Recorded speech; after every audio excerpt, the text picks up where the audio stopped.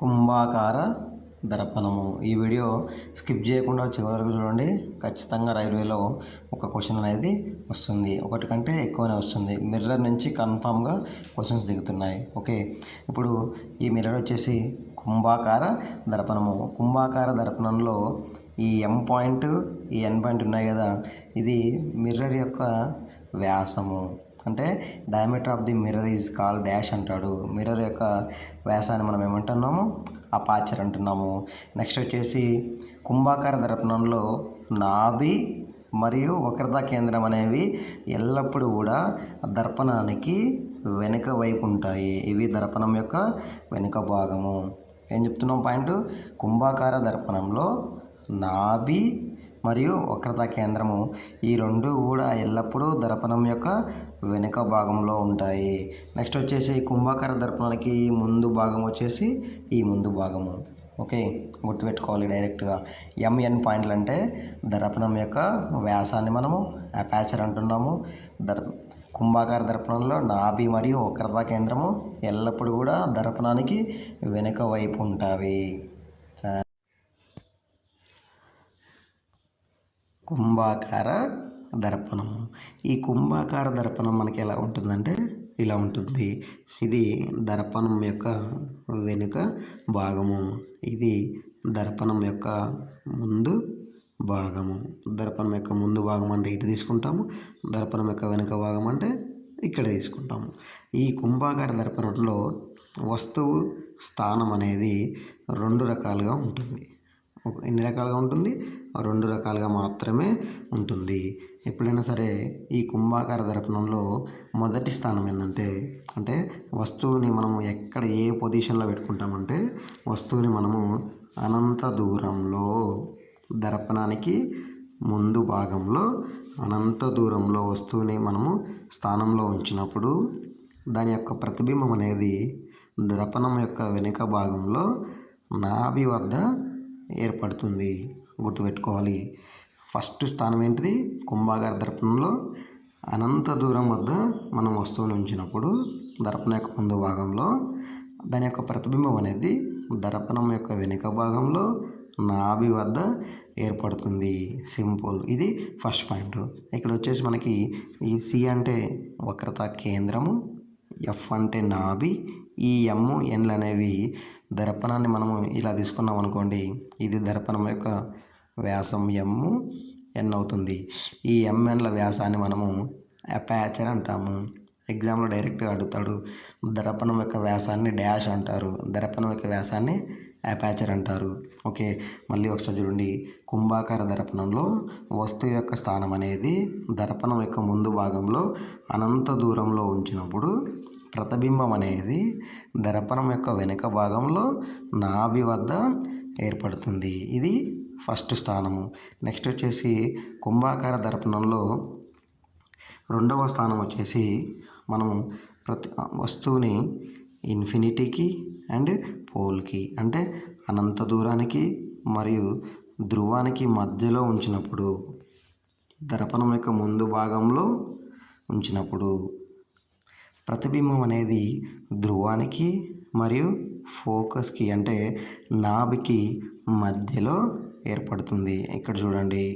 Okay, మనము వస్తువుని ఎక్కడ ఉంచుతున్నాము? అనంత దూరానికి మరియు ధ్రువానికి మధ్యలో ఉంచినప్పుడు దాని యొక్క ప్రతిబింబం అనేది ధ్రువానికి మరియు నాభికి మధ్యలో ఏర్పడుతుంది.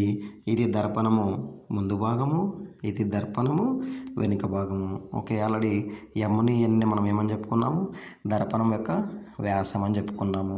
ఓకే, ఇది కుంభాకార దర్పణంలో ఏర్పడు ప్రతిబింబాలు.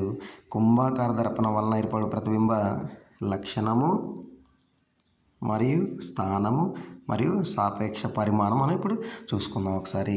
మనకి వస్తువు స్థానం అనేది అనంత దూరంలో ఉంచినప్పుడు, అలా చెప్పుకున్నాం మనం, వస్తువు యొక్క స్థానం అనేది అనంత దూరంలో ఉంచినప్పుడు దాని యొక్క ప్రతిబింబం అనేది నాభి వద్ద ఏర్పడుతుంది. ప్రతిబింబ పరిమాణం వచ్చేసి చాలా చిన్నది, బిందువు రూపము. ప్రతిబింబ లక్షణం మిథ్య మరియు నిటారైన. ఇది ఫస్ట్ పాయింట్. నెక్స్ట్ వచ్చేసి మనము సెకండ్ ప్లేస్లో ప్లేస్ చేసాం. దర్పణానికి ముందు భాగంలో అనంత దూరం మరియు ధ్రువం మధ్య ఉంచినప్పుడు అది ధ్రువానికి నాభికి మధ్య దర్పణం వెనుక వైపు ఏర్పడుతుంది మరియు ప్రతిబింబ పరిమాణం చిన్నది. ప్రతిబింబ లక్షణం మిథ్య మరియు నిటారైన. ఇక్కడ ఇంకొక పాయింట్ మనం ఏం అబ్జర్వ్ చేసుకోవాలంటే ప్రతిబింబ లక్షణం అనేది ఎల్లప్పుడూ కూడా మిథ్య మరియు నిటారైన. ఓకేనా, గుర్తుపెట్టుకోవాలి. డైరెక్ట్గా కుంభాకార దర్పణం యొక్క ప్రతిబింబ లక్షణము క్రింది వాటిలో ఏది సరైనదని ఇస్తాడు. ఓకేనా, ఎల్లప్పుడూ కూడా మిథ్య మరియు నిటారైన. Always virtual and erect. ఓకేనా, ఎల్లప్పుడూ కూడా మళ్ళీ దర్పణం యొక్క వెనుక వైపు మాత్రమే ప్రతిబింబ పరిమాణం ఏర్పడుతుంది. నెక్స్ట్ వచ్చేసి కుంభాకార దర్పణం యొక్క ఉపయోగాలు. కుంభాకార దర్పణాన్ని సాధారణంగా వాహనాల్లో వెనుక వీక్షణ అద్దములుగా ఉపయోగిస్తారు. నెంబర్ ఆఫ్ టైమ్స్ ఈ బిట్ అనేది మనకి రిపీట్ అవుతూనే ఉంది. ఓకేనా, రేర్ వ్యూ మిర్రర్గా వాడేది ఏందని అడుగుతాడు. అంటే మనకి ఏమొస్తుంది, కాన్వెక్స్ మిర్రర్. డ్రైవరు తన వెనుక ఉన్న ట్రాఫిక్ని గమనిస్తూ సురక్షితంగా వాహనమును నడుపుటకు వీలుగా వాహనానికి ఇరువైపులా ఈ దర్పణాలని అమర్చుతారు. కుంభాకార దర్పణాలు ఎల్లప్పుడూ కూడా నిటారుగా ఉన్న చిన్న ప్రతిబింబాన్ని ఏర్పరుస్తాయి కనుక ఇవి అనుకూలమైనవి. వీటి వక్రతలము వెలుపలి వైపునకు ఉన్నందున ఇవి ఎక్కువగా దృక్క్షేత్రాన్ని కలిగి ఉంటాయి. సమతల దర్పణంలో కన్నా కుంభాకార దర్పణంలో వాహన చోదకుడు ఎక్కువ ప్రదేశాన్ని చూచుటకు వీలు. కుంభాకార దర్పణంలో గత ఎగ్జామ్స్లో రైల్వే ఎగ్జామ్స్లో వచ్చిన ప్రశ్నలు ఒకసారి చూద్దాం. ఇప్పుడు క్వశ్చన్ ఏమడుతున్నాడు. ఫస్ట్ క్వశ్చన్ వచ్చేసి కుంభాకార అద్దంలో ప్రధాన నాభి డాష్ వద్ద ఉంటుంది. మనం ఎప్పుడైనా సరే కుంభాకార అద్దాన్ని మనం ఇలా కనుక తీసుకుంటే ఇక్కడ ధ్రువం P ఉంటుంది, ఇక్కడ ఫోకస్ నాభి ఉంటుంది.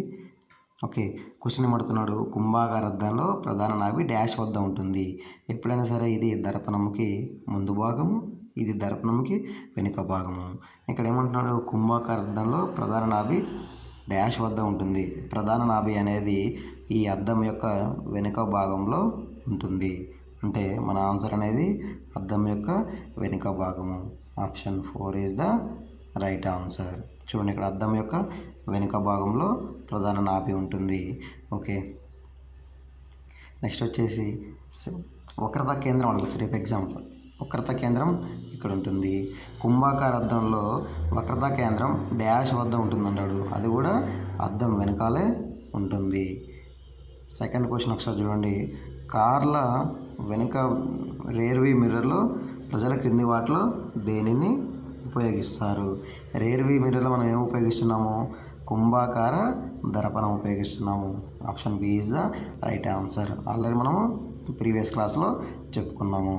The diameter of the reflecting surface of a spherical mirror. మనకి ఎప్పుడైనా సరే మిర్రర్ అనేది ఇలా ఉన్నప్పుడు ఇక్కడ M పాయింట్ N పాయింట్ ఉంటుంది. ఇది మిర్రర్ యొక్క డయామీటరు. మిర్రర్ యొక్క డయామీటర్ని మనం ఏమని చెప్పుకున్నాము గత క్లాస్లో? అపాచర్ అని చెప్పుకున్నాము. ఏంటిది?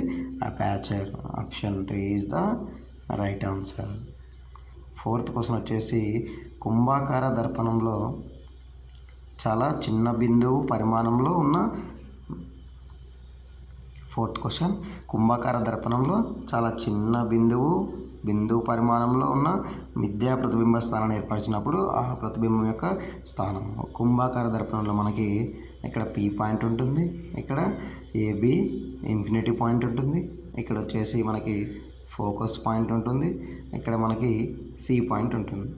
ఓకే, ఇక్కడ మన కండిషన్ ఏమంటున్నాడు? కుంభాకార దర్పణంలో చాలా చిన్న బిందువు పరిమాణం అంటున్నాడు. మనం ఎప్పుడైనా సరే చిన్న బిందువు పరిమాణం అంటే ఆబ్జెక్ట్ని అనంత దూరంలో తీసుకున్నప్పుడు ప్రతిబింబం అనేది మిర్రర్ యొక్క దర్పణం యొక్క వెనుక భాగంలో నాభి వద్ద ఏర్పడుతుంది.